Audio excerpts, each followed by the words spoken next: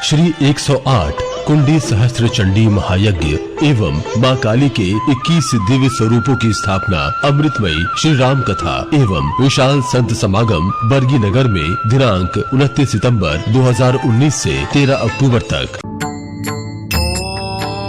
क्रीं कालिकायै नमो नमः।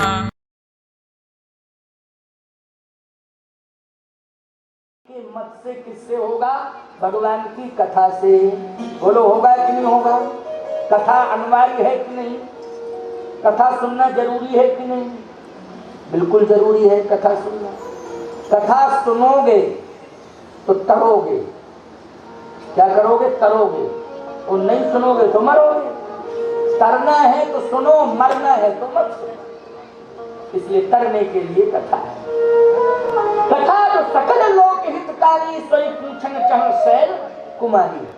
आप कृपा करके लोक कल्याणकारी, जगत कल्याणकारी कथा सुनाए। भगवान शंकर प्रसन्न हो गए और प्रसन्न होकर के कहते, धन्य धन्य गिरिराज कुमारी, तुम समान नहीं को उपकारी। पूछो रघुपति कथा प्रसंगा, सकल लोक जग पावनी गंगा। सकल लोक जग पावनी गंगा। पार्वती, तुम्हें आशीर्वाद दे रहा हूं, तुम्हारा जीवन धन्य हो। तुम्हारे पिता को भी आशीर्वाद, माता पिता को आशीर्वाद कि उनका जीवन भी धन्य हो, कि जिन्होंने ऐसी संस्कारी बेटी को जन्म दिया है कि केवल कथा की डिमांड, मात्र कथा की डिमांड, कथा के अलावा और कोई डिमांड नहीं। अरे आजकल तो ससुराल में जब आती है ना, पहली डिमांड यही करती है, जो सोने चांदी के आभूषण चढ़ाए थे, हार है, कर्णफूल है, बेंदी है, कंगन है, बिछिया है, बाजूबंद है, ये जितना सोने और चांदी का आभूषण चढ़ाया वो तुम्हारे बाप का है कि रिश्तेदारों का मांग के लाए थे? ये बताओ। क्यों? रिश्तेदारों का आजकल व्यवहार में लोग लाते थे ना, दे दो 2-4 दिन के लिए तो वापस कर दिया जाएगा। कम से कम शान तो बन जाएगी कि 1 किलो सोने के आभूषण चढ़ाए। अच्छा, घर मकान, ये घर मकान निजी है कि किराए का है? और किराए का भी है तो मुआयदा तो नहीं कर दिया तुम्हारे बाप ने किसी को? 10-20 लाख रुपया ले लिए हों, मकान तो बहुत बड़ा दिखाई दे रहा है और साधारण नगर में नहीं है, बोले जबलपुर जैसे महानगर में है और मेन चौराहे पर है, करोड़ों का है, लेकिन 10-20 लाख लेकर के कहीं गिरवी तो नहीं रख दिया? सही बताओ। लेकिन पार्वती जी ने ये कैलाश पर्वत के शिखर के बारे में कुछ नहीं पूछा। पार्वती जी ने अन्य व्यवस्थाओं के बारे में कुछ नहीं पूछा। केवल भगवान शिव के चरणारविंदों में समर्पित होकर राम कथा के प्रति आस्था, और उस आस्था की परिणति यह है कि हाथ जोड़ के कहती हैं कि यद्यपि जोशिता नहीं अधिकारी, दासी मन क्रम वचन तुम्हारी, गुरु तत्व न साधु दुरावने, आरती अधिकारी हैं पावने। आप कृपा करके मुझे राम कथा सुनाएं। तो राम कथा में भगवान शंकर ने कहा कि कथा कहाँ से सुनावे, ये बताओ, क्योंकि कथा तो 7 कांड है इसमें। बोलो भाई, 7 कांड है। 7 कांड में पहला कांड है बाल कांड। अगर बाल कांड में ही कथा सुनाई जाए तो बाल कांड तो बहुत बड़ा कांड है। आपकी जिज्ञासा बाल कांड के अंतर्गत कौन सा चरित्र सुनने की है? भगवान शंकर ने कहा कि कथा तो मैं सुनाऊं, पूरी कथा अंदर है, जितना भी रामचरित है वो सब अंदर है, लेकिन मैं सुना तो दूं, परंतु मेरी समझ में ये नहीं आ रहा है कि मैं कहां से सुनाऊं। पार्वती जी ने कहा, ये मैं बताए देती हूं। पार्वती पार्वती जी कहती हैं प्रथम सुकारण कहू विचारी, निर्गुण ब्रह्म सगुण बपुधार। निर्गुण ब्रह्म सगुण हुआ ऐसा मैंने सुना, क्या ये सत्य है कि निर्गुण सगुण हुआ? और निर्गुण है तो वो सगुण हो सकता है? कैसे हो सकता है निर्गुण सगुण? भगवान शंकर ने कहा कि तुम निर्गुण ब्रह्म को मानती हो कि सगुण को, ये बताओ। निर्गुण ब्रह्म को मानती हो या सगुण को? पार्वती जी ने भी देखो, इसको कहते हैं विनम्रता। नारी के जीवन में अगर विनम्रता आ जाए, सरलता आ जाए, सहजता आ जाए, तो आज भी वो जननी से जगत जननी बन सकती है। ये जगत जननी बनाने वाला फार्मूला मैं बता रहा हूं। जननी से क्या बन सकती है? जगत जननी। पार्वती जी अभी तो जननी बन के आई है, अब जगत जननी बन रही है? जगत जननी बन रही है, अभी तो जननी बन के आई, अब जगत जननी। बोलो, स्वभाव के कारण जगत जननी बनी? लोक कल्याण की भावना से ओतप्रोत जीवन है पार्वती जी का, इसलिए इस प्रभाव के कारण क्या बनी? जगत जननी। संपूर्ण जगत की चिंता कर रही है भगवती पार्वती जी, इसलिए क्या बनी? जगत जननी। जगत जननी बनी। तुम्हारा आकर्षण किसके प्रति है? निर्गुण के प्रति या सगुण के प्रति? आकर्षण बताओ, तुम्हारा समर्पण किसके प्रति है? पार्वती जी ने कहा महाराज, जिस ब्रह्म के प्रति आपका समर्पण है उसी ब्रह्म के प्रति मेरा समर्पण है। अब आप बताओ, आपका निर्गुण के प्रति है कि सगुण के प्रति? क्या गजब की बात कही, बोलो, है गजब की बात कि नहीं? पूरी कथा किसके ऊपर डिपेंड कर दी? शंकर जी के ऊपर। अपना प्रश्न जो है किसके ऊपर छोड़ दिया? भगवान शिव के ऊपर। अब स्वयं उत्तर दे रहे। इस झंझट में क्यों पड़े कि हम निर्गुण कहें, शंकर जी सगुण कहें? यही की बात। अब आपका जिसके प्रति समर्पण हो आप बताएं, हमारा भी वही समर्पण। पत्नी को ऐसा ही होना चाहिए। एक बात और कह रहा हूं, पत्नी पति के अनुसार चले, लेकिन पति धर्म के अनुसार चले। इसमें भी लेकिन लगा हुआ है। इतनी बड़ी छूट नहीं दे दी जाएगी कि पत्नी पति के अनुसार चले और पति है त्याग का, तो पत्नियों बैठ जाए उसके साथ, तो गड़बड़ ना हो जाएगा, पूरा संतुलन बिगड़ जाएगा। है? पति जुआरी है और पत्नी भी साथ में सहयोग करे जुआ में, बोलो सभी बिगड़ जाएगा कि नहीं बिगड़ जाएगा? पत्नी पति के अनुकूल चले और पति धर्म अनुकूल चले। महाजनो एक गता सपंथा, पति धर्म के रास्ते पर चल रहा हो और पत्नी पीछे पीछे पति के अनुगामी बन करके चले। बोलो ईमानदारी से मैं दावे के साथ कह रहा हूं कि जहां इस तरह की परंपरा होती है कि पति धर्म के मार्ग पर चलता है और पत्नी पति के पीछे अनुगामी बन करके चलती है, उसी परिवार में राम राज्य की स्थापना होती है। ऐसे भी परिवार में राम राज्य जाता है। कभी हम एक पक्षी बात नहीं करते हैं कि केवल यही कहते रहे पत्नी को ऐसा करना चाहिए, वैसा करना चाहिए, है? तुम्हें सीता बनना चाहिए, तुम्हें सावित्री बनना चाहिए, तुम्हें मदालसा बनना चाहिए, तुम्हें गार्गी बनना चाहिए, लेकिन ये खरदूसा बने रहे, ये बाली बने रहे, ये माली तो स्वभाव बने रहे। बोलो भाई, ये कुंभकर्ण और रावण की परंपरा में रहे तो कैसे काम चल जाएगा?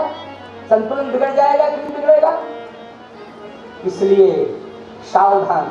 अगर सावित्री तुम बनोगी तो पति सत्यवान होना चाहिए। बोलो होना चाहिए, कैसा होना चाहिए? सत्यवान होना चाहिए। अगर तुम सीता बनोगी तो पति राम होना चाहिए, अगर तुम पार्वती बनोगी तो पति शिव जैसा होना चाहिए। तभी तो संतुलन बन सकता है, नहीं तो संतुलन ही बिगड़ जाएगा। इसलिए संतुलन बनाने के लिए राम कथा है। संतुलन कैसे बन सकता है? आज भगवती पार्वती धन्य है, साष्टांग प्रणिपात कर रहा हूं मां पार्वती के पावन चरणार बिंदों में कि जिन्होंने अपनी पूरी समस्या ही छोड़ दी पति के ऊपर। सारा निर्णय डिसीजन किसके ऊपर छोड़ दिया? अपने पति के ऊपर छोड़ दिया कि हमारा ये कोई विवाद नहीं है कि मैं निर्गुण मानूं या सगुण। आप जिसको मानते हैं मैं उसी को मानती हूँ। आप निर्गुण ब्रह्म को मानते कि सगुण को? अब आप ही बताएं। भगवान शंकर ने कहा पार्वती ब्रह्म निर्गुण भी है और ब्रह्म सगुण भी है। ब्रह्म निर्गुण भी है और ब्रह्म सगुण भी है। तो ठीक है ना? और सुनाने का था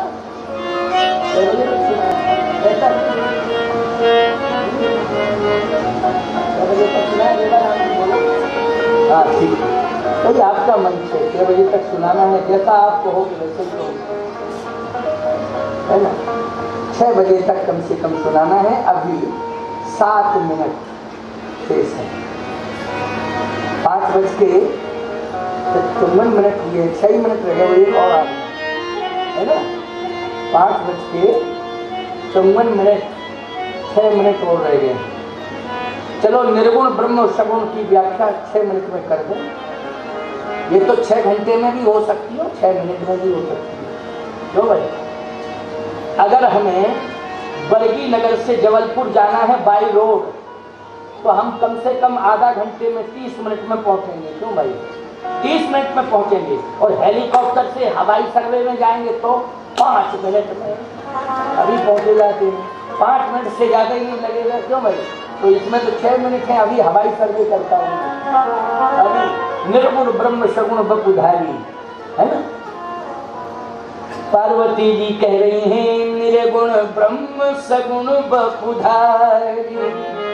भगवान शंकर ने कहा पार्वती जी ब्रह्म निर्गुण भी है और ब्रह्म सगुण भी है। तो महाराज दोनों कैसे हैं? कहा रामचरित में लिखा हुआ है।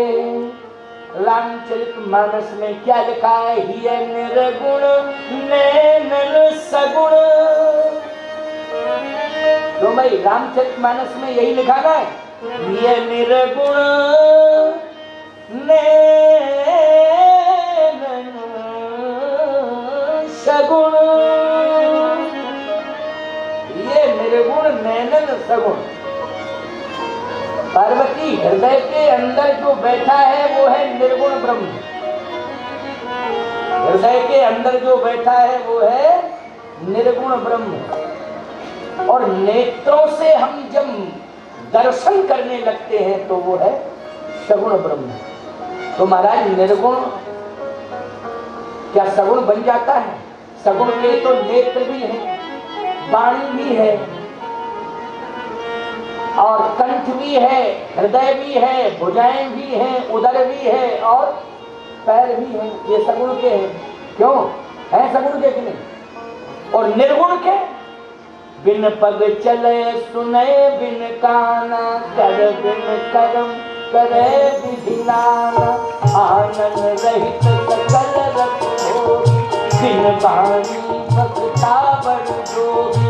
तन बिन परस नयन बिन देखा लगई ध्यान बिन बास रसेपा। अस सब भाग्य अलौकिक करनी महिमा जासु जाई नहीं करनी। अस सब भाग्य अलौकिक करनी महिमा जासु जाई नहीं करनी। यह है निर्गुण ब्रह्म का स्वरूप। जेयूं गावहीं वेद बुध जाहे धरे मुनि ध्यान। सोई दशरथ सुत भगत हित कौशलपति भगवान। हे पार्वती जेयूं गावें वेद बुध जाहे धरे मुनि ध्यान। सोई दशरथ सुत, वही दशरथ का सुत हुआ है। मतलब निर्गुण से वो क्या बना? सगुण बना। और भी भ्रम का निवारण कर रहा हूं। व्यापक ब्रह्म निरंजन निर्गुण विगति विनोद। क्यों निर्गुण विगति विनोद?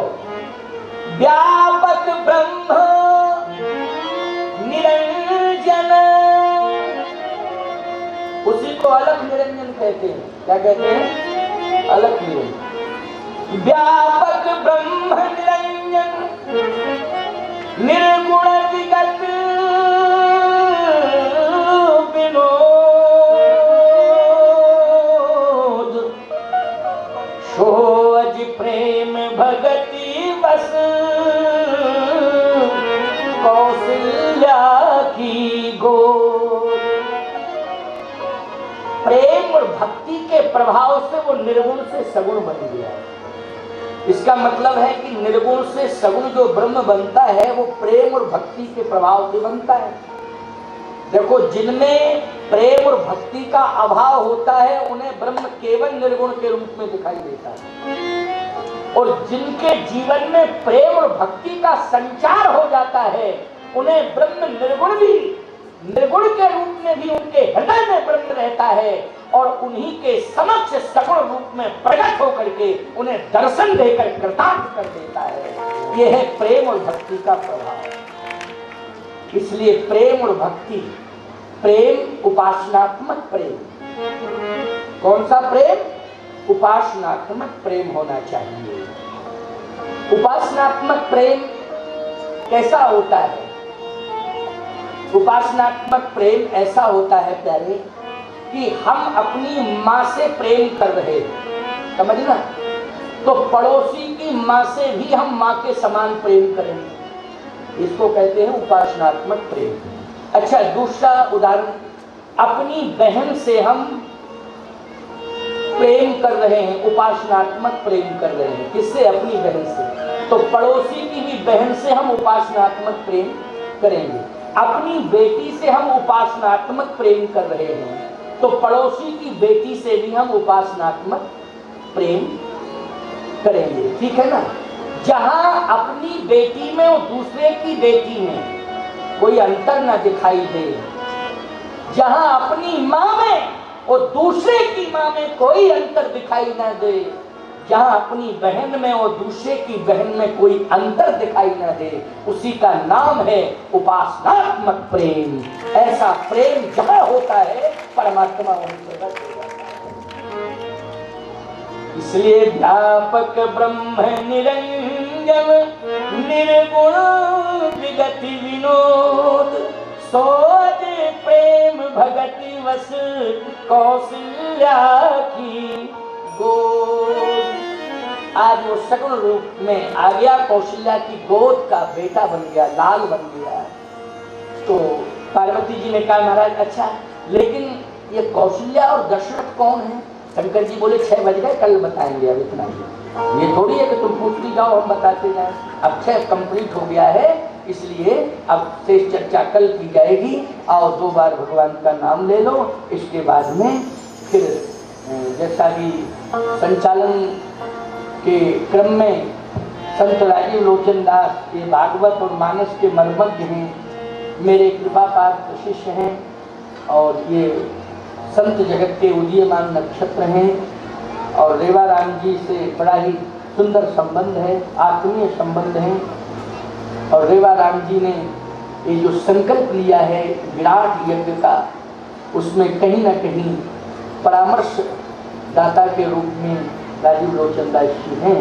तो इस तरह से भाई इनके अनुसार भी हम भले ही गुरु हों, ये चेला है, लेकिन हमें इनके अनुसार भी चलना पड़ेगा, क्योंकि इस समय ये संचालन की भूमिका में है। ठीक है ना? इसकी भूमिका में है, संचालन की भूमिका में है। जब बेटा बड़ा हो जाता है, वो बाप बूढ़ा हो जाता है, तो बेटे की बात बाप को माननी पड़ती है। तो भाई माननी पड़ती है कि नहीं? तो इसलिए अब थोड़ा सा इनके द्वारा जो भी निर्देश प्राप्त होंगे उन निर्देशों का आप अनुपालन करेंगे और व्यवस्था के बारे में बताएंगे। उपस्थिति द्वितीय दिन की है, लेकिन कुछ ठीक है, कल से कुछ विशेष उपस्थिति हो जाएगी, मुझे पूर्ण विश्वास है, क्योंकि आज लोगों को जानकारियाँ पर्याप्त हो चुकी हैं कि स्वामी जी आ गए हैं, उनकी कथा हो रही है। तो कल से जो जैसे तैसे उठ धावें, जहाँ जिसका संपर्क और संबंध हो, दूरभाष के द्वारा अथवा जैसे भी सूचना, 500 ग्राम हमारे मुकेश का पुत्र है और मेरे सामने इसका जन्म मैं तो बड़ी और बहुत गया हूँ, है ना। अवधेश इसका नाम है, छोटा सा बच्चा, बहुत अच्छा तबला बजा रहा है इसमें, बहुत बढ़िया। मैं आशीर्वाद देता हूँ और सभी को दे रहा हूँ। ऐसा मत सोचना कि ये तबला अच्छा बजाए, तुम्हारे मन में गड़बड़ बजाने लगो तो तबला लग जाएगा। इसलिए सबको आशीर्वाद है। हमारे बहुत अच्छे गायक हैं, शास्त्रीय संगीत के गायक हैं, बड़े ही मधुर गायक हैं और शास्त्रीय परंपरा के गायक हैं। साथ में आर्गन पर जो वादन कर रहे हैं वो भी बहुत, और पैड है और बैंजू है, ये सब बहुत अच्छे वाद्य यंत्र हैं। ये सामवेदीय परंपरा है, ये सामवेद की परंपरा है। इसलिए मैं सबको आशीर्वाद दे रहा हूँ और संतों का सबका मैं सम्मान कर रहा हूँ। सभी संत पधारे हुए हैं और संत आते ही रहेंगे। और विशेष रूप से यजमानों को मेरा आशीर्वाद है, क्योंकि यजमानों की तपस्या है, बहुत बड़ी तपस्या है। यजमानों को विशेष आशीर्वाद है और यजमान के परिवारी जन बैठे अथवा ग्रामीण जन बैठे,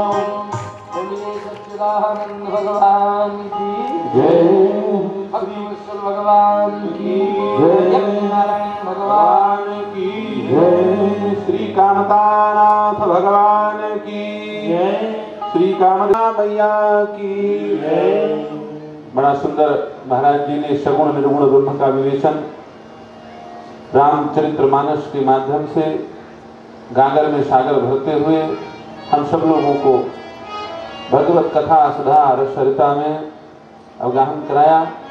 आज हम लोग श्री परमहंस जी महाराज जी के वाणी से वंचित रह गए। उनके चरणों में साष्टांग प्रणिपात करके क्षमा प्रार्थना करते हैं और श्रोताओं को कल महाराज जी की वाणी सुनने को प्राप्त होगी। आप सब लोग ठीक 1:45 बजे पहुंच करके अपना स्थान ग्रहण कर लिया करें, क्योंकि बृहद आयोजन है, बैठक व्यवस्थाएं हैं, उनको सबको हमको व्यवस्थित करना रहता है। संगीतकार यहाँ पर 1 बजे पहुंच जाएं मंच पर और उनके द्वारा आप लोग भजन कीर्तन का आनंद लें। ठीक 1:45 बजे से मंच में प्रवचन प्रारंभ हो जाएगा संतों का, और वो क्रम 5:30 से 6 बजे तक रोज चलना है। इसलिए समय का विशेष ध्यान आप सब लोग श्रद्धालु जन दें। आस्था भजन के माध्यम से यह आयोजन 150 से अधिक देशों में प्रसारित हो रहा है। डी-लाइव में टीवी के माध्यम से इस भव्य महामहोत्सव का दर्शन करने वाले श्रद्धालु जन अपने किसी भी बात को टीवी के नीचे चलने वाले स्क्रीन पर जो पट्टी है उसको देख करके उसमें जो संपर्क सूत्र दिया गया है उस पर बात कर सकते हैं और अपना सहयोग, अपनी शंका जिस प्रकार से व्यक्त करना चाहें वो कर सकते हैं। आइए अब अधिक विलंब न करते हुए श्री रामचरितमानस भगवान की आरती हम सब लोग करने के लिए उपस्थित हों। यजमान गण उपस्थित हो जाएं। ब्राह्मण देवता आरती के लिए मंत्रोच्चारण करें। श्री अनुशासन। हरि ओम मा चंद्रमहमनशो जातचक्षुः सूर्यो अजायतो श्रोत्राद्वायुश्च प्राणश्च मुखादग्निरजायतो।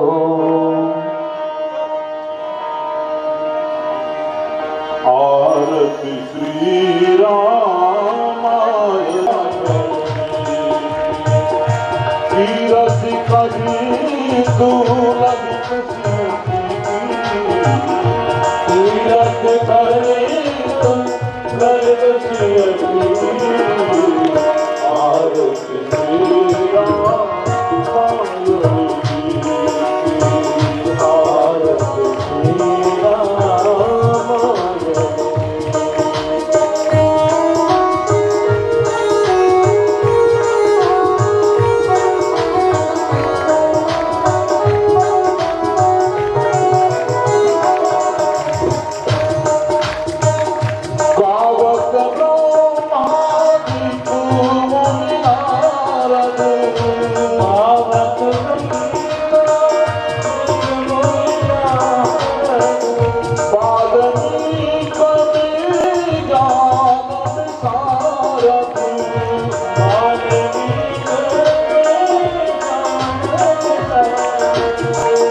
सुख संपादित कर्म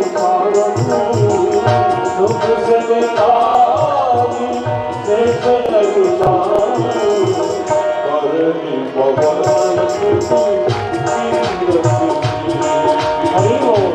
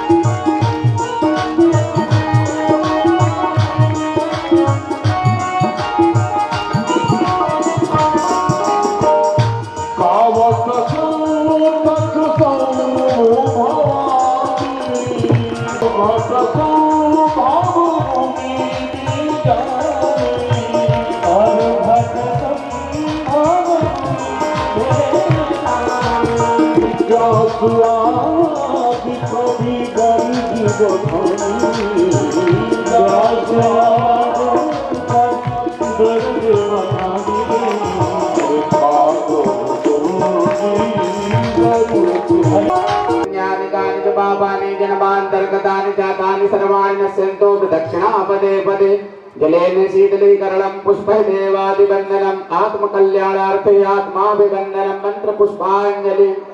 हाथ में अक्षत पुष्प ले लीजिए। हरि ओम मा जगनेन जगन्माय जन्त देवास्तानि धर्माणि प्रथमान्यासन्न तेहनागं महिमानः सदन्त तत्र पूर्वे साध्याः सन्ति देवाः। ओम राजाधिराजाय प्रसह्यसायिने नमो वयं वै श्रवणाय कुर्महे समे कामान् कामकामाय मह्यं कामेश्वरो वै श्रवणो ददातु कुबेराय वै श्रवणाय महाराजाय नमः। ओम स्वस्ति साम्राज्यं भोज्यं स्वराज्यं वैराज्यं पारमेष्ठ्यं राज्यं महाराज्यमाधिपत्यमयं समन्तपर्यायै स्यात् सार्वभौमः शार्वायुशान्तादात् पराधात् पृथिव्यै समुद्रपर्यन्ताय एकराटदीतदब्धै सश्लोको भिगीतो मरुतः परिवेष्टारो मरुतस्यावसङ्ग्रहे आवेशितस्य कामप्रेर्विश्वे देवा सभासरैति।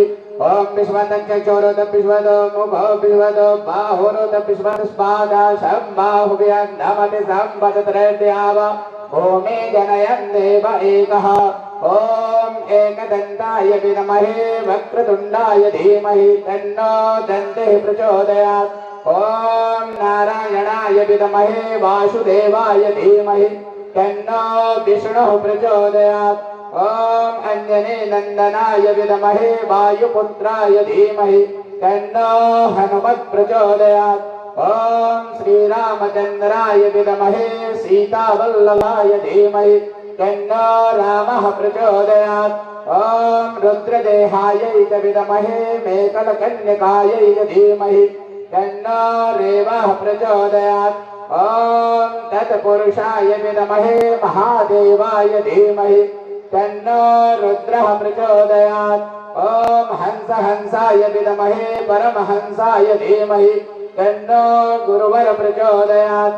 सेवन्तिका बकुल चम्पक पाटलाब्जैर्पुण्यः गजादिकरवीरनशाल पुष्पै बिल्व प्रवाह तुलसी दलमञ्जरेभिः त्वां भोजयामि जगदीश्वर मे प्रसीद। नाना सुगन्ध पुष्पाणि यथा कालोद्भवानि च पुष्पाञ्जलिर्मया दत्तं गृहाण परमेश्वरः। मंत्र पुष्पांजलि समर्पयामि। बोलिए सियावर रामचंद्र की जय, नर्मदा मैया की जय, नंदिकेश्वर भगवान की जय, नर्मदे।